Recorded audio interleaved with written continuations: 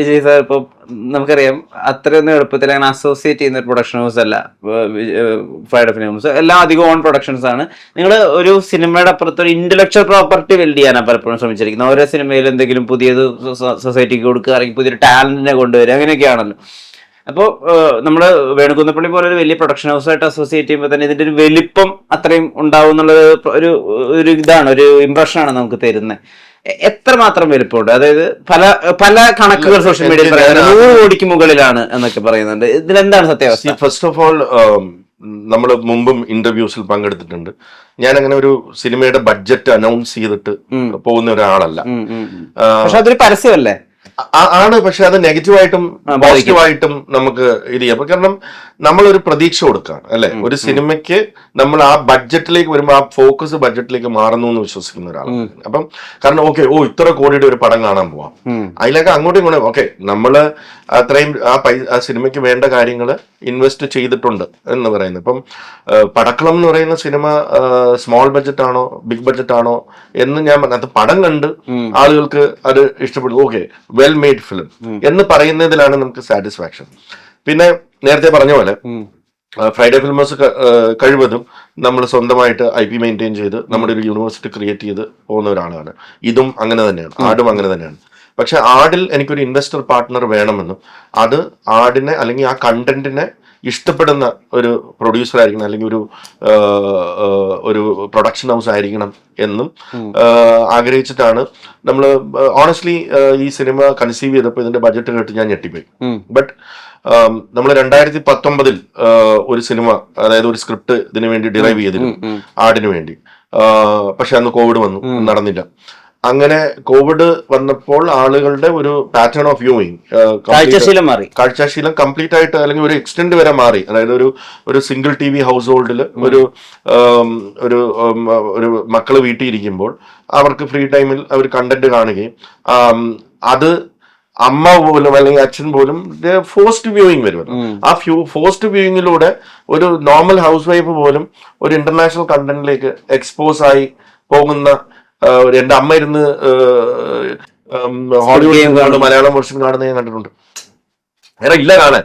അപ്പൊ അങ്ങനെ എക്സ്പോസ് ആയ സമയത്ത് ഇനി അങ്ങോട്ട് നോർമൽ ഇസ് ബോറിംഗ് എന്ന് പറയുന്ന എക്സ്പെക്ടേഷൻ കൂടി ആളുകളുടെ അതിന്റെ കൺസീവ് ചെയ്യുന്ന രീതി മാറി. അപ്പം അങ്ങനെയുള്ളൊരു കണ്ടന്റ് ആയിരിക്കണം. അങ്ങനെ ആ സ്ക്രിപ്റ്റ് സ്ക്രാപ്പ് ചെയ്തിട്ടാണ് നമ്മൾ വീണ്ടും പുതിയ തോട്ടിലേക്കും പുതിയ ഡയമെൻഷനിലേക്കും ഒക്കെ മിഥുൻ വരുന്നതും.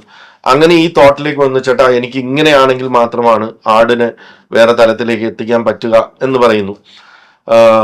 ഇത് കേട്ടപ്പോൾ, ആദ്യത്തെ തോട്ട് കേട്ടപ്പോൾ ഞാൻ ഇത്രയും ഒരു മാഗ്നിറ്റ്യൂഡ് എക്സ്പെക്ട് ചെയ്തില്ല.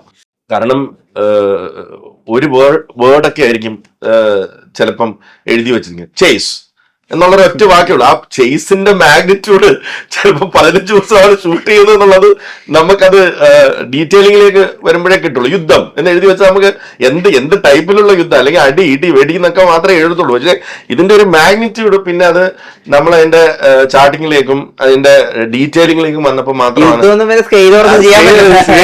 അല്ല അങ്ങനെ എഴുതും, ഒറ്റ വാക്കിൽ എഴുതുക. ചിലപ്പോൾ നമ്മൾ സ്ക്രിപ്റ്റ് വായിക്കുമ്പോൾ അതങ്ങ് വിട്ടുപോയാൽ അതിന്റെ ഡീറ്റെയിലിംഗ് നമുക്ക് അതിന്റെ ബഡ്ജറ്റ് ഇടാൻ പറ്റത്തില്ല.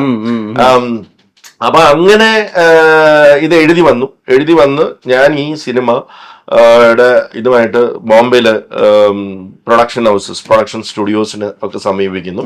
കാരണം ഒരു വലിയ സ്കെയിലിൽ ചെയ്യേണ്ട സിനിമയാണ്. അപ്പൊ അതിനൊരു സ്കെയിൽ ഇരിക്കട്ടെ. പക്ഷെ എന്തുകൊണ്ടോ ആ കോൺസെപ്റ്റ് ആട് 1 ഉണ്ടായിരുന്ന പോലെ തന്നെ ഉള്ള ഒരു പ്രോബ്ലം ഞാൻ അവിടെ ഫേസ് ചെയ്തു. കാരണം ആർക്കും ആട് പോലൊരു പടം അല്ലെങ്കിൽ കോമഡി ഹ്യൂമർ ഫ്ലേവറിലുള്ള ഒരു പടം എന്തിന് ഇത്രയും വലിയ മാഗ്നിറ്റ്യൂഡ് ചെയ്യണം?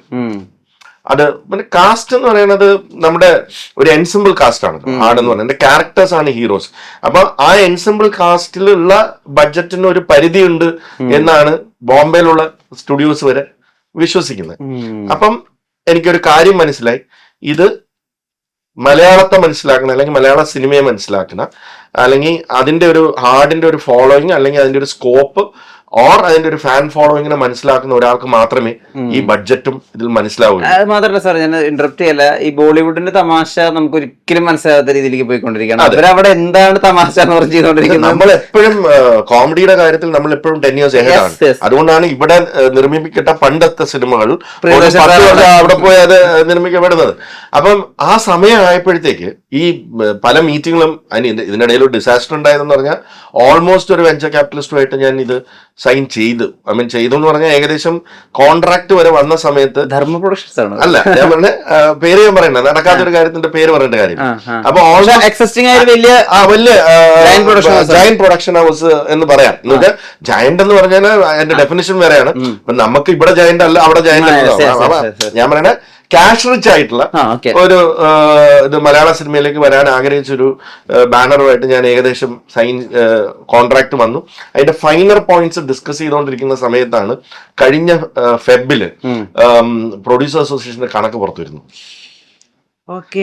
അപ്പം ഞാൻ അതിനകത്ത് മലയാള സിനിമയെ പ്രകീർത്തിച്ചുകൊണ്ട് കുറച്ച് സ്ലൈഡുകൾ ആഡ് ചെയ്തിരുന്നു. അതായത് ഇൻഡസ്ട്രിയുടെ ഗ്രോത്ത് കമ്പയറിംഗ് ടു ബോളിവുഡ്, നിങ്ങൾക്ക് 1% ആണ് സക്സസ് റേഷ്യോ, പക്ഷെ ഞങ്ങളുടെ സക്സസ് റേഷ്യോ അങ്ങനെയല്ല. A ക്ലാസ് സിനിമകൾ ഇത്ര % സക്സസ് ലിസ്റ്റ് ഡൗൺ ചെയ്തിട്ട് ഞാൻ മലയാള സിനിമയെ ഭയങ്കരമായിട്ട് രീതിയിൽ പ്രസന്റ് ചെയ്തിരുന്നു. പക്ഷെ അവരെനിക്ക് അയച്ച മെയിലിൽ whatever you have said is not what is come out officially from your own association എന്ന് പറഞ്ഞിട്ടൊരു മെയിലാണ് എനിക്ക് വന്നത്. അപ്പൊ ആകെ ഞാൻ തകർന്നുപോയി. അതായത് ഇവിടെ ചെയ്യുന്ന ഒരു പ്രസ് മീറ്റിന്റെ ബട്ടർഫ്ലൈ എഫക്ട് ഉണ്ട്. നിങ്ങൾക്ക് ബട്ടർഫ്ലൈ എഫക്ട് ഉണ്ടല്ലോ. കാരണം ബട്ടർഫ്ലൈ എഫക്ട് എന്ന് പറയുന്നത് അത് ഒഫീഷ്യൽ കണക്കല്ലേ പോകുന്നത്. മലയാള സിനിമ നഷ്ടത്തിലാണെന്നും ഇത്ര കോടി രൂപ ഈ മാസം തന്നെ നഷ്ടം വന്നു എന്നും ഒരു അസോസിയേഷൻ പറയാണ്. അപ്പൊ നമ്മൾ കൊടുത്ത പ്രസന്റേഷൻ വാലിഡ് അല്ലാണ്ടാവണു. അപ്പൊ ഞാനത് ആക്ച്വലി ആദ്യം ഞാനത് ഫീൽ ചെയ്തില്ല.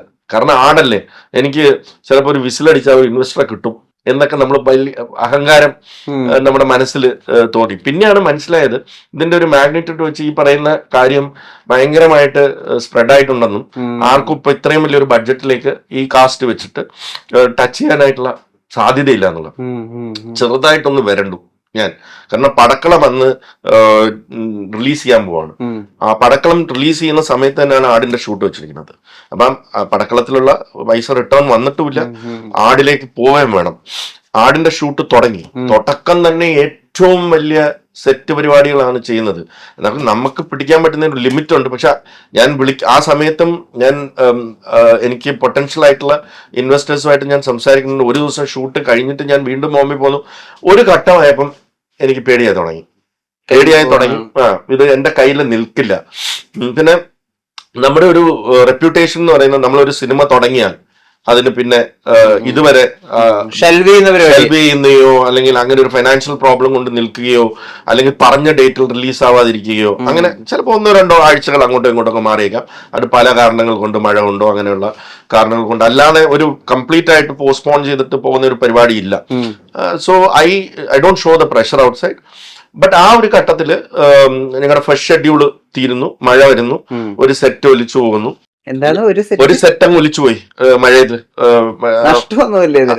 അതേ പറഞ്ഞു, നമ്മുടെ കൺമുമ്പിലൂടെ ലക്ഷങ്ങളോ ഒലിച്ചു പോകുന്ന നമുക്ക് കാണാം. ലക്ഷങ്ങളോ കോടികളോ നമ്മൾ ഒലിച്ചു പോകുന്ന കാണാം. അപ്പൊ നമ്മുടെ ടീം അംഗങ്ങൾ വന്ന് ചോദിക്കും, സാർ ഇനിയിപ്പോ എന്താ ചെയ്യാ? നമ്മൾ പറയും മഴ പെയ്യുമ്പോൾ ആന എന്താ ചെയ്യാ, നനയും, നമുക്ക് നനയാം. എന്നിട്ട് അപ്പൊ ഇത് കാര്യം മനസ്സിലായി. ഇതിന്റെ ഒരു എക്സ്പെക്ടേഷൻ ഇതല്ല, വേറെ ലെവലിലാണ്. അപ്പൊ എനിക്ക് എന്റെ കണ്ടന്റ് ആദ്യത്തെ ഒരു 10 ദിവസത്തെ ഫുട്ടേജ് കണ്ടപ്പോഴും മനസ്സിലായി ഇത് ഇങ്ങനെ ആവാനാണ് സാധ്യത. അപ്പൊ ഞാനിങ്ങനെ അതൊരു വെൽക്കം ബ്രേക്ക് ആയിട്ടാണ് ഞാൻ കണ്ടത്. ഇരുന്നിട്ട് കോർണർ ഡൗൺ ചെയ്യുന്നുണ്ട്, who's the most sensible person I can approach എന്ന് പറഞ്ഞിട്ട് ഞാൻ ഇങ്ങനെ വേണുചേട്ടനെ I don't know him personally. എനിക്ക് പേഴ്സണലി അറിയില്ല, ഞാൻ കണ്ടിട്ട് പോലുമില്ല. അപ്പൊ ഞാൻ എൻ്റെ ഒരു സുഹൃത്തിന്റെ നമ്പർ എടുക്കുന്നു. എന്നിട്ട് ഞാൻ വേണുചേട്ടൻ ഒരു മെസ്സേജ് ചെയ്യുന്നു, വേണുചേട്ടാ this is Vijay Babu, this regarding Aadu 3, എനിക്ക് ഒന്ന് സംസാരിക്കണം. വേണുചേട്ടൻ എന്നാ വരാം. പുള്ളി പറഞ്ഞു, ഞാൻ ആക്ച്വലി ആദ്യം കൊണ്ടിരിക്കുകയാണ്, എനിക്ക് അടുത്ത ഷെഡ്യൂൾ ഉടനെ തുടങ്ങും, മഴ കഴിഞ്ഞ ഉടനെ അടുത്ത് തുടങ്ങണം. അപ്പം വേണുചേട്ടൻ പറഞ്ഞു, ഒരു 1 വീക്കിൽ ഞാൻ വരും, എനിക്ക് നാളെ കാണാൻ പറ്റുമോ എന്നാണ് എനിക്ക് ചോദിക്കേണ്ടത്. പക്ഷെ അദ്ദേഹം 1 വീക്ക് കഴിഞ്ഞ് നാട്ടിലേക്ക് വരും എന്ന് പറയുമ്പോൾ ഞാൻ അതല്ലേ ഓക്കെ വേണുചേട്ടാ നമുക്കൊന്ന് കാണാം എന്ന് പറഞ്ഞിട്ട് വേണുചേട്ടൻ വന്ന ദിവസം തന്നെ എന്നെ കണ്ടു. ഞാൻ വേണ്ടിങ്ങനെ ആട് 3ന്റെ കാര്യമാണ്, ഇങ്ങനെയാണ് ബഡ്ജറ്റ്. സ്വാഭാവികമായിട്ടും അദ്ദേഹം ചോദിച്ചു, വൈ ദിസ് ബഡ്ജറ്റ് ഫോർ ആഡിറ്ററി, അതെങ്ങനെയാണ് അതിൻ്റെ ഒരു ബിസിനസ് പ്ലാൻ എന്താണ് എന്ന് ഞാൻ ചോദിച്ചപ്പോൾ ഞാനത് പ്രിപ്പയർഡ് ആയിരുന്നു ആ ക്വസ്റ്റ്യന്. ഞാൻ മേടിച്ചിട്ട് I want 15 minutes of yours, I have a footage show. അങ്ങനെ ഞാൻ ആ ഫുട്ടേജ് കാണിക്കുന്നു. ഞാൻ ആരോടും പറഞ്ഞില്ല, ടീമിനോട് പോലും പറഞ്ഞില്ല. ഞാൻ ആ ഫുട്ടേജ് കാണിക്കുന്നു. അപ്പോൾ അദ്ദേഹത്തിന് അതിൻ്റെ മാഗ്നിറ്റ്യൂഡ് മനസ്സിലായി. ഞാൻ ഇനി I need half an hour of yours to tell the story. അങ്ങനെ ഞാൻ തന്നെയാണ് അവിടെ നിന്ന് സ്ക്രിപ്റ്റിന്റെ ഒരു ആദ്യത്തെ ഹാഫ് ആൻ അവർ വായിക്കുന്നത്. അത് വായിച്ചോട്ടെ പുള്ളി കൺവിൻസ്ഡ് ആയി. പുള്ളി പറഞ്ഞു വാട്ട് ഇസ് ദ ബഡ്ജറ്റ് എന്ന് പറഞ്ഞിട്ട് ഞാൻ പറഞ്ഞു ഇതാണ്, this is what I have in mind as A business plan എന്നും പറഞ്ഞു. എല്ലാം കൂടെ ഒരു 1 hour മീറ്റിംഗ് എന്ന് പറഞ്ഞു. നമുക്ക് നാളെ കാണാം. അങ്ങനെ രാത്രി ആയപ്പോൾ ഐ ആം ഷുവർ ഈ being a business man he would have done his homework. വിളിച്ച് ചോദിച്ചിട്ടുണ്ടാവാം പലരെയും, ബിക്കോസ് അങ്ങോട്ടും ഇങ്ങോട്ടും അറിയാവുന്ന ഒരു കൊച്ചു ഇൻഡസ്ട്രിയാണ്. എന്നെ അടുത്ത ദിവസം വിളിച്ചിട്ട് പറഞ്ഞു I am interested in this film. ഞങ്ങളുടെ ടേംസ് വളരെ സിമ്പിൾ ആയിരുന്നു. I mean like I said it's a franchise, IP, അതിൻ്റെയൊക്കെ കാര്യങ്ങൾ. I want you to be part of the as an investor partner. I think ഒരു half ഡേയിൽ ഞങ്ങൾ കൈ കൊടുത്തു.